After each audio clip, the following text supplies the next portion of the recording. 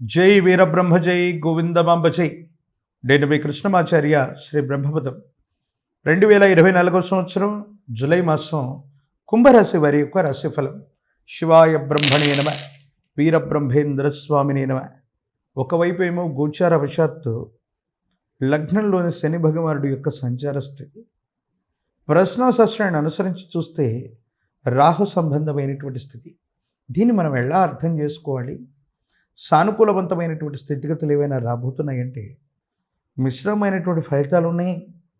జాగరూకతతో కూడినటువంటి జీవన విధానంలో ఉండగలిగితే అద్భుతమైనటువంటి అవకాశాలు కూడా రాబోతున్నాయనటంలో ఎటువంటి సందేహం కూడా లేదు. కాకపోతే విరామం లేకుండా, విశ్రాంతి లేకుండా కుటుంబపరమైనటువంటి కొన్ని రకాలైనటువంటి బరువు బాధ్యతలు మోసి వాటిని తీవ్రంగా భావోద్వేగంతో స్వీకరించటం వల్ల మీ ఆరోగ్యపరమైనటువంటి అంశాల్లో కొన్ని ఇబ్బందులు వస్తుంటాయి, సమస్యలు వస్తుంటాయి. ఇవన్నీ కూడా మానసికమైనటువంటి సంఘర్షణకి కారణమయ్యేటువంటి అంశాలుగా మనం చెప్పచ్చు.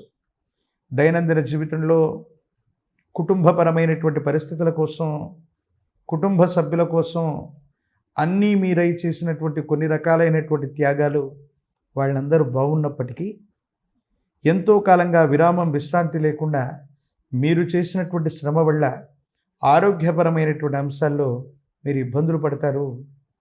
ఒక దీర్ఘకాలికమైనటువంటి ఆరోగ్య సమస్య మిమ్మల్ని ఇబ్బంది పెట్టేటువంటి అవకాశం ఉంది. ప్రత్యేకించి ఆర్థికపరమైనటువంటి అంశాల్లో కూడా సానుకూలవంతమైనటువంటి స్థితిగతి కోసం ప్రయత్నం చేస్తుంటే అనుకూలవంతమైనటువంటి ఫలితాలు రాకపోగా మానసికమైనటువంటి సంఘర్షణ అధికమైపోయి చేయవలసినటువంటి పనులు ఇవి చేయలేకపోతుంటారు. కొత్త ఉద్యోగం కోసం, కొత్త కొలువు కోసం, కొత్త వ్యాపారం కోసం మీరు పడేటువంటి నిరీక్షణ మరికొంతకాలం ఈ నిరీక్షణ కొనసాగే అవకాశం ఉంది.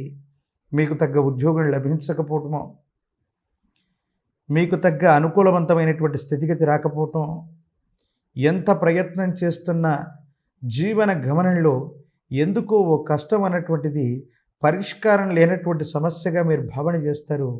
ఇది మిమ్మల్ని, మీ వ్యక్తిత్వాన్ని కృషింపజేసేటువంటి అవకాశం ఉంది. అంటే మనిషికి ఉన్నటువంటి భావోద్వేగాలు ఎంత గొప్పవంటే యద్భావం తద్భవతి. మనం దేన్ని బలంగా మనం ఊహిస్తే అది బలంగా తయారవుతాం. ఏది బలహీనతగా మనం భావిస్తే మనం బలహీనలు చేస్తూ ఉంటాం. అలాగే ఈ సందర్భంలో మీరు ఆలోచించేటువంటి ఆలోచన విధానంలో మీరు చేసేటువంటి ప్రయత్నం సరిగ్గా లేకపోవటం కారణంగా సానుకూలవంతమైనటువంటి అంశాలు రాకపోగా మానసికమైన సంఘర్షణ అధికమైపోయి ఏం చేయాలో అర్థం కాక, ఏమవుతుందో తెలియక సంఘర్షణతో కూడిన జీవన విధానంతో ఉంటారు. ఏమవుతుందో అర్థం కానిటువంటి సందిగ్ధకరమైనటువంటి పరిస్థితుల్లోకి జీవితం వెళ్ళిపోయే అవకాశం ఉంది. ప్రత్యేకించి జీవిత భాగస్వామి అవ్వచ్చు, సంతానం అవ్వచ్చు, కుటుంబపరమైనటువంటి అంశాలు కూడా ప్రతికూలంగా మారుతూ ఉంటాయి. అంటే రాబడి తక్కువగా ఉండటం, ఖర్చులు పెరిగిపోవటం, కుటుంబంలో వేరే వ్యక్తి ఉద్యోగం, వ్యాపారం చేస్తుంటే తాత్కాలికంగా వాళ్ళు ఉద్యోగాన్ని మానేయటము, ఆ వ్యాపారంలో నష్టాలు రావటము, ఈ ఆకస్మికమైనటువంటి ధన నష్టం కూడా దానికి మీరు బాధ్యత వహించడం, ఇన్ని విపత్కరమైనటువంటి సమస్యలు ఒక్కసారిగా ఏర్పడటం వల్ల మీరు ధైర్యాన్ని కోల్పోతారు, సహనాన్ని కోల్పోతారు. ఏం చేయాలో అర్థం కానటువంటి సందిగ్ధకరమైన స్థితిగతికి వచ్చి ఇంకేమీ చేయలేకపోతున్నాం. సంఘర్షణతో కూడిన జీవన విధానం వల్ల మన జీవన గమనం మొత్తం కూడా ఇబ్బందికరంగా ఉందని మీరు అనుకుంటుంటారు. అందుకే చెప్తున్నాను, యద్భావం తద్భవతి. మీరు బలాన్ని ఊహిస్తే బలవంతులుగా ఉంటారు, బలహీనతని ఆపాదన చేసుకుంటే బలహీనులుగా మనం తయారవుతూ ఉంటాం. ఇలాంటి సందర్భంలోనే యోచన చేయటం, కొన్ని మొండి వైఖరులను వదిలించుకోవటం, మళ్ళీ మొండి ధైర్యంతో ప్రయత్నాన్ని కొనసాగించటం వల్ల ఒక ముఖ్యమైనటువంటి స్నేహితుడు, ఒక వ్యక్తి వల్ల ఒక అవకాశం వస్తుంది. మళ్ళీ కొత్త ఉద్యోగం, కొత్త వ్యాపారం, వృత్తి వ్యాపార సంబంధమైనటువంటి స్థితిగతుల్లో కోల్పోయినటువంటి స్థానాన్ని మళ్ళీ పొందడానికి మీరు చేసేటువంటి ప్రయత్నాలు సఫలీకృతమయ్యేటువంటి అవకాశం ఉంది. ప్రత్యేకించి ఆర్థికపరమైనటువంటి అంశాలు, ఆరోగ్యపరమైనటువంటి స్థితిగతులు, మానసికమైనటువంటి సంఘర్షణలు, ఈ మూడిటి మధ్యనే ఈ మాసం మొత్తం కూడా నడుస్తుంది. కాబట్టి భావోద్వేగపూరితమైనటువంటి చర్యల పట్ల జాగ్రత్తగా ఉండండి. అనుకూలవంతమైన ఫలితాన్ని తప్పకుండా మీరు పొందుతారు. విద్యార్థులకి ఏకాగ్రత ముఖ్యం. పరీక్షా సమయాల్లో వచ్చు ముఖ్యమైనటువంటి సందర్భాల్లో ఏకాగ్రత లోపించడం వల్ల కొన్ని ప్రతికూలవంతమైనటువంటి పరిస్థితులు ఉన్నాయి. వివాహం కానటువంటి స్త్రీ పురుషులు కొంతకాలం మళ్ళీ వేచి చూడవలసినటువంటి పరిస్థితులు ఉన్నాయి. రాజకీయపరమైనటువంటి రంగాల్లో ఉన్న వాళ్ళకి, ప్రజా సంబంధమైనటువంటి పదవుల్లో ఉన్నటువంటి వాళ్ళకి కొంతకాలం నిరీక్షణ మాత్రం తప్పేటట్లు లేదు. ఏది ఏమైనా ఇది ప్రతికూలవంతమైనటువంటి గ్రహగతులుగా మీరు భావన చేస్తూ ఉన్న ఇది సానుకూలవంతమైనటువంటి అంశాలతో నిండినటువంటి మాసమే. మీరు తీసుకునేటువంటి నిర్ణయాలే ఇది అనుకూలంగానో ప్రతికూలంగానో మార్చేటువంటి అవకాశం ఉంది. కాబట్టి సానుకూలవంతమైనటువంటి స్థితిగతుల్లో ప్రయత్నం చేయండి.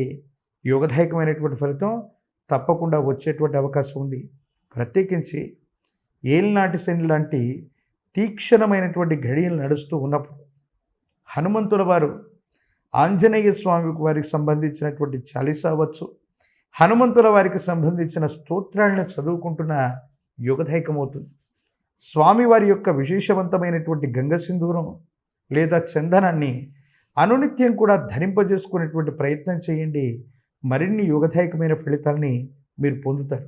ప్రత్యేకించి మీరు పూజించేటువంటి గ్రామదేవత, మీ కుటుంబానికి సంబంధించిన మూలమైనటువంటి ఇలవేల్పు దేవతా స్వరూపాలు. ఇలవేల్పు యొక్క కరుణ ఉంటే ఎన్ని విపత్కరమైనటువంటి సమస్యలు రావచ్చునుగాక వాటి నుండి కూడా ఇలవేల్పు గట్టెక్కించేటువంటి అవకాశం ఉందని పెద్దలు చెప్తూ ఉంటారు. కాబట్టి ఇలవేల్పుకు సంబంధించినటువంటి మొక్కులు, ఇలవేల్పు దేవతా స్వరూపాల యొక్క ఆరాధన కూడా మీ దైనందిన జీవితంలో సానుకూలవంతమైనటువంటి ఫలితాలకి తప్పకుండా కారణమయ్యేటువంటి అవకాశం ఉంది. మరిన్ని వీడియోలు చూడటానికి గాను మన ఛానల్ని లైక్ చేయండి, షేర్ చేయండి, తప్పకుండా సబ్స్క్రైబ్ చేయండి.